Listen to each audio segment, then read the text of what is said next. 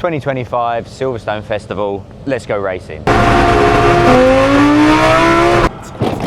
This button does nothing. First issue we've had is trying to find our tickets. I've been in the national paddock. I'm now by the wing in the international paddock. I can't hear anything because of all the cars and I can't find anyone. So a great start to my Thursday. Let me show you around the car a little bit. We have the Lamborghini here in all its glory. Currently having a little once over. Let's take a look inside. As you can see, it's pretty snug in here. If I walk you through the controls, it's also weird getting used to left-hand drive after driving the Ginetta on the right for so many years. It doesn't take long, a couple of laps, but every time I get it, I sometimes very often walk round to the right to get in and then realise I'm just getting in as a passenger. On the steering wheel, I won't turn it on because I might electrocute someone working on the car, but I have my radio, so when I get in, I've got a comms slot here, so the radio will plug into there, and then if I hit radio, I can chat to the team as I'm going round. This little button here puts it into neutral, and then obviously takes it out of neutral into first. I've got my pit limiter here, which is one of the things we're really looking at this weekend because we need to maximise the pit line entry and pit line exit. So Silverstone give you a minimum time. So for the national paddock, I believe it's 20.2 seconds from line to line, plus whatever your stationary is. So at 60 kilometers an hour, you need to be foot to the floor with that on to make sure you're not giving away any time. This button does nothing. I pretend it's a flasher, so I feel like I'm in Le Mans flashing people to get out of the way, but it's actually not doing anything. ABS map, currently just set to 1 at the moment. Traction control is set to 6. As you can imagine, 650 brake, the rears like to move around a lot. All your fire stuff, which I hopefully will never have to touch. And this is just the process in starting it. To be honest, I just ignore everything and just drive. People ask me about all sorts of info, and generally I just make it up just to keep them happy. But eyes forward, crack on. But that is my lovely Lamborghini. Not only am I absolutely buzzing to be racing the Silverstone Classic, I'm just in total awe of some of the other GT3 cars in my grid. So obviously this is one of my favourite. Come and have a look at some of the others. It's one of my favourites. The old Ferrari, I remember it well. Even nicer than that is the Aston Martin over here. Got an old RSR Porsche over there, a Ford GT at the back, a Nissan GTR just over here. Next door there's loads of Audi R8s, which I will go and film. I feel like a bit of a tourist going around shoving this camera in everyone's face, but honestly, I'm in my element here. Neil was testing most of the day.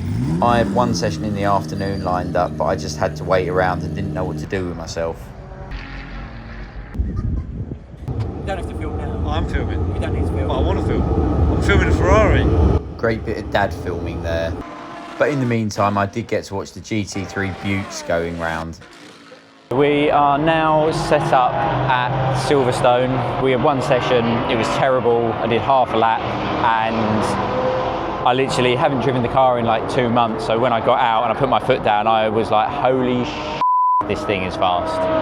Let me show you around my crib. This is very kindly supplied to us from the lovely, lovely guys at Champion RV. Let's take a quick look round, shall we? Honestly, this place was absolutely amazing. So much room for us to chill out, cook, eat and clean. Perfect place to spend 3 or 4 days away at the racetrack in. I can't thank them enough. Anyway, let's roll into a bit of qualifying, shall we? I still cannot get over the sound of this car. That V10 is an absolute beaut. Side note, funny seeing yourself on TV. Anyway, flat out into Abbey, a little break, down a gear, throw some speed in and pick up the throttle as soon as you like. This kink here farm feels a lot more daunting in real life than you would imagine. Hard on the brakes, a little bit of ABS into village, then heading into the loop. Fiddly couple of corners, you've got to be patient. Went a little bit deep there, and running a wheel on there, I think I cost myself about half a second into the next big braking point down at Brooklands.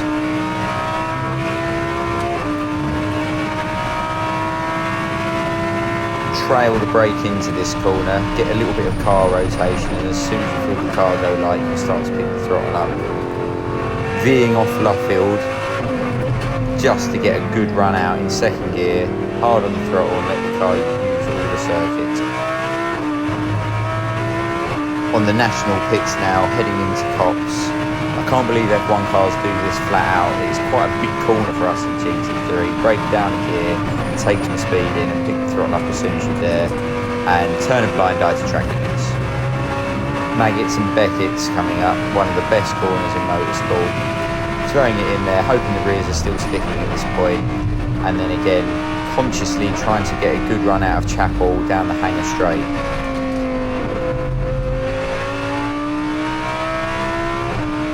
Let the car open up, have a little look about as we head into Stowe. Getting hard on the brakes, down 2 gears, a little bit hesitant here, but haven't had a lot of laps. This bit caught me out every time into Club. The chicane's not there now, historic layout into the faster bit here, very, very bumpy, easy to take too much speed in, and that is a lap with the historic layout of Silverstone. Because this track's so bloody big, I've had to pinch a bike to get around the paddocks. Qualifying had gone really well for the first race. Just because we didn't have much track time, I think we ended up qualifying 12th overall, but we had to use Neil's time, so we ended up starting P30. In our second race, just with more laps around Silverstone, ended up going a full 2 seconds quicker. And it was just confidence in the car, to be honest. The more laps you do, the more you can kind of brake a bit later, accelerate a bit earlier. If you watch F1, you'll probably see they have a new crash helmet for every single session. Well, not me, I have one, but I'm changing from black visor to blue visor to make it look like I've got loads of crash helmets. The lads getting the car prepped for the first GT3 Legends race. We're starting in P30 and Neil brings it in halfway round for Margot. Deafened absolutely everyone flat out on the throttle on the way out, using the pit limiter and release. A few revs into here, back off a little bit, don't want to put it in the wall on that one, and let's go racing. I came out the pits in about 28th and we overtook a couple of cars on our way to 21st, but the highlight of it was Jake Hill up my chuff in a Porsche RSR, and we had a good little ding-dong as we came through the field together. Having a little battle here with an Audi R8, got a good run out of Cops as we head into Maggots and Beckett's. Unfortunately the race was red flagged prematurely when one of the Lambos went into the wall pretty hard, so I really hope he's okay. Race 1 went really well. We started 30th, had a fantastic pit stop and finished 24th, I believe. You actually came 21st. Did we? We actually finished 21st. I had a great little race with Jake Hill at the end. He was in a Porsche RSR, I was obviously in the Lambo GT3. Saturdays don't get much better than that. We're now wrapping up Saturday. We have one race tomorrow at 5 o'clock and we've actually got new rubber for that, which will be really good. Forgot to mention old rubber in that race, so we were struggling a little bit with traction. Loved it, really good. Let's go for a quick change of clothes and go and check this festival out. The festival delivered. Look at these guys. The food stands hit the spot. I even won an air freshener. The other shops had some real gems and the gigs were absolutely on point. The tunes even got me tapping my foot a little bit. And that wraps up Saturday nicely. Every sticker tells a story. I can't thank the guys at IPC, Retailer, Armco Merch and Alex Reed for all their support this year. Each decal means support, speed and another shot at the podium. Final race, just getting ready for it. It's at end of the day, 5:10. So I've been sitting around all day, it's boiling and I feel absolutely knackered before I've even done any driving. So to rectify that, I'm going to have a freezing cold shower and hope that wakes me up a little bit. Right, let's go racing. Another good opening start on there. We started in P2 in this race and came in about 4th. Right at the end of the pit lane, nailed the stop, flat out on the exit, let's go. I could just see the Ferrari GT3 ahead, so I knew I had to close him down to get enough points to try and clinch the championship. The Lambo in the lead was way too far gone, so unless there was a safety car, Our only hope was to try and get ahead of the Ferrari, and I could see we were catching him quickly.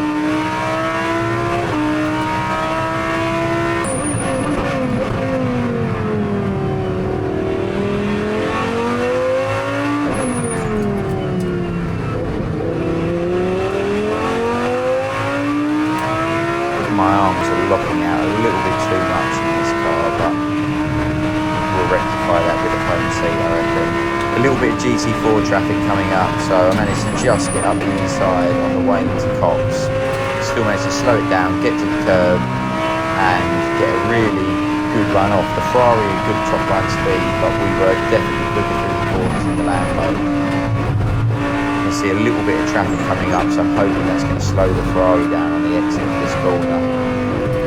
Managed to get it stopped and get a good run out the corner. The Ferrari makes it relatively easy on the way past, and the traffic blocks him off from a potential cutback.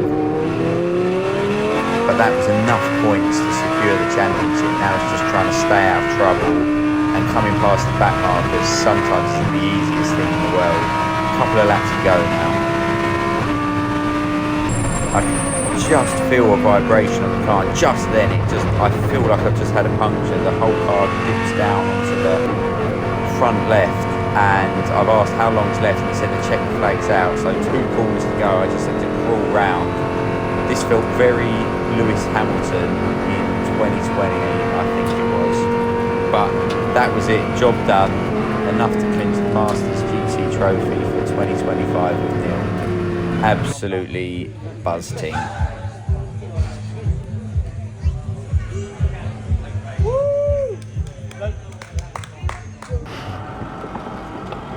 Oh, fucking hell. Chuck us the buggy quick. We'll just come. I'll give you mine.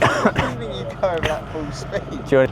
So that wraps up our weekend. We started P2, went down to 4th, Neil came in, fantastic pit stop by the lads, came out P4, overtook the Porsche and the Ferrari to finish 2nd, couldn't quite catch the other Lambo, but we have wrapped up provisionally the Masters GT Trophy Championship. Get in. I'm absolutely buzzing with that, and I've got some fresh new wheels to boot, so see you later. Oh my god.